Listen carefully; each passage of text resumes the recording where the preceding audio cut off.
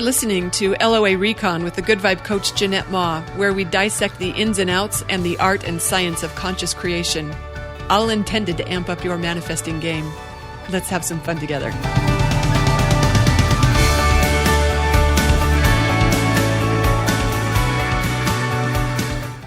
All right, so normally my LOA game is all about finding things to be happy about, focusing on things I like, thinking thoughts that feel better, etc., etc. We all know the routine, right?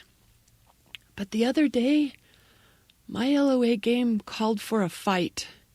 It called for swear words and a sheriff and getting other people riled up. And that might not sound like it was an LOA game. Maybe I'm fooling myself and I was just totally muggling it in this story. But I don't think so. I was paying attention. I think sometimes what happens is that engaging what feels better sometimes isn't very pretty. It's worth having these reminders because I was asking myself through this story that I will share, I was asking myself, are you in resistance? Are you fooling yourself that this is really what feels better? But the answer I got was that it did. All right, so, how did this start? Chad left the house the other morning and he texted while he was still on the street and he said, have you looked outside the house today? I had not. He said, you might want to poke your head out. I did. And I had swear words so loud that the neighbor who was in her yard cleaning garbage out of her garden probably heard me use some very foul language. Oh, I did not like what I saw. I won't go into great detail about it, but I will just share this, that a house in the neighborhood recently sold. It's at the end of the street. And guess what? A new homeowner didn't buy it. An investor bought it. Someone who realized there is good money to be made by renting out a very large house as an event center, like for business retreats, for family reunions, for wedding receptions, for large groups of people that, oh, can you feel me getting shouty? They don't care so much about a house when it's not theirs as when it's just something that they're renting. So just bags of garbage everywhere, blowing in the wind. The traffic, cars everywhere on our quiet street. So, yeah, I had swear words. And then, and I'm pretty good at this. I'm pretty good at noticing how I feel. And I did not feel good as I was looking at the scene in front of me. And I asked myself, you're really going to give up your peace of mind over this? Because trust me, when I say I had no peace, I had no peace. And I knew I was giving it up over the external reality. But I think that question, well, I don't know, the question, you're going to give up your peace of mind over this?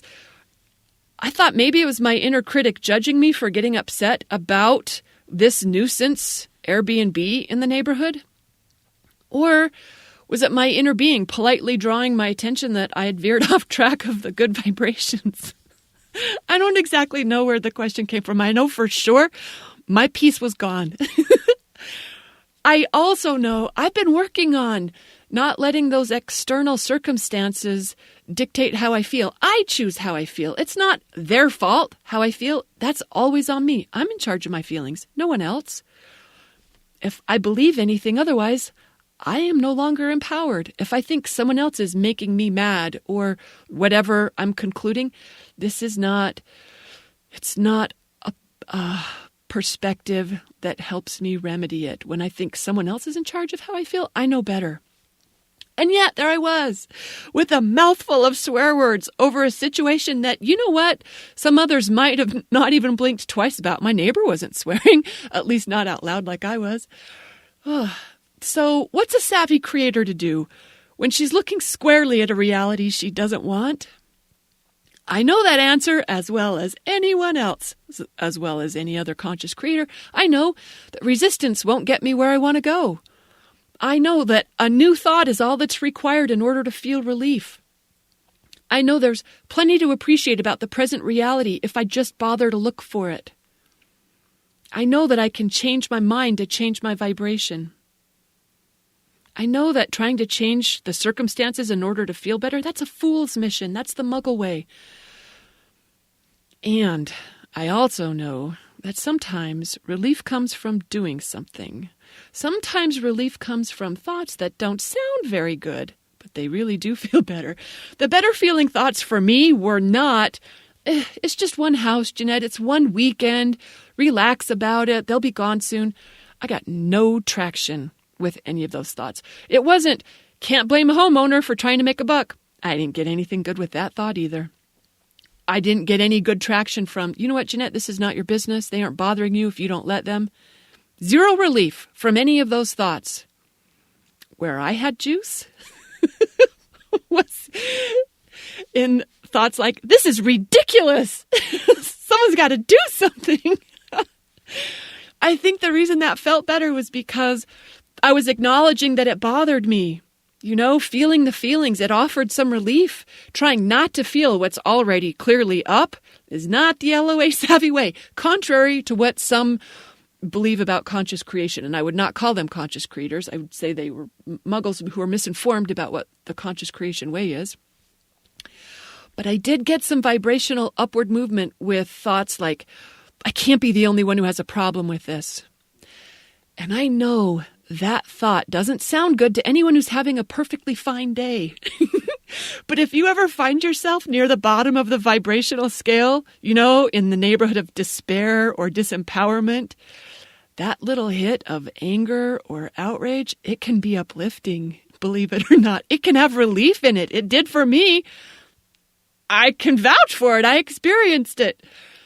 So I texted another neighbor, who got riled up with me. She got riled up.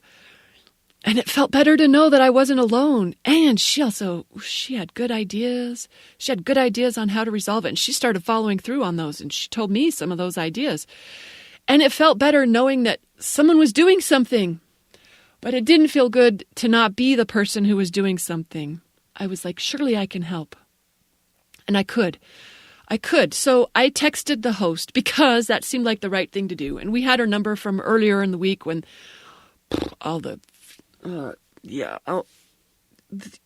we had her number. The neighborhood had been passing her number around because of prior problems. So I had the host's number and I texted her pictures. I texted pictures. And I thought, a smart girl would take a breath before she sends these texts.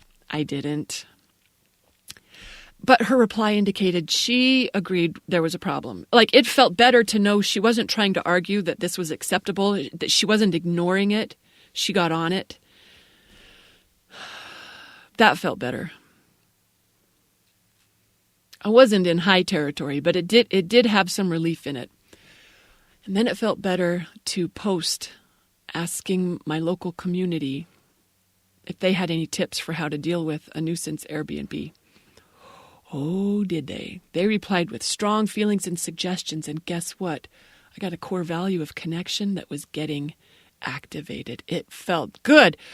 Okay, so not only was I definitely not alone, but it became clear that this was actually a perfect situation to show the local commissioners as to why we need better enforcement up here. I mean, the nightly rentals are illegal in my area. It's just not well enforced. So it was a chance to reinforce our community values, what we're about, what we want our quality of life to be like. And I made new friends in the process. I made new friends. Girlfriends have been in my vortex. Local, in-person girlfriends have been in my vortex for a long time. I made new friends. Powerful friends. I really liked it. And then guess what? The next day, the owner came to my... first of all the traffic moved. Like all the cars. Oh, yeah. Anyway, the next day, the owner came over, not the host who managed it, but the owner came over with an apology and a bag of expensive chocolate. And I was super genuinely thankful. We had a friendly conversation. And at the end of all of this, well, not that we're at the end, but at this part of the story, I already know that the contrast I was experiencing, and I know not everyone was experiencing it that way, but I did. And that led me to stronger community, to neighborhood connections. I discovered helpful resources I wasn't aware of before. I became a helpful resource. How do you like that? I became one. I kind of, for a minute, felt like a local hero. For just a minute, the sheriff thanked me. I did. I called the sheriff. That was one of the things I did. Who would think calling the sheriff is a thing that makes you feel better? Oh, on that day, it sure did. I came out of this feeling better than if it had never happened. And that reminded me of how Abraham sometimes says that sometimes our inner being steers us into contrast on purpose. Okay, when they first said that, it blew my mind. Sometimes that our inner guidance steers us on purpose into a problem because of the benefit it knows we are going to get from it.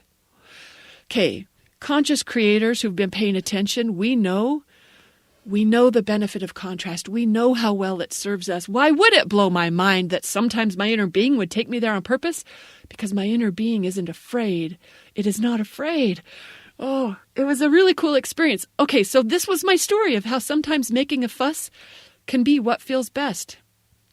At least that's my version of it. And maybe someone else looking on the outside would be like, oh my gosh, that girl Dare calls herself a good vibe coach. She lost her mind over 20 cars parked on her street. She lost her mind. What kind of conscious creator?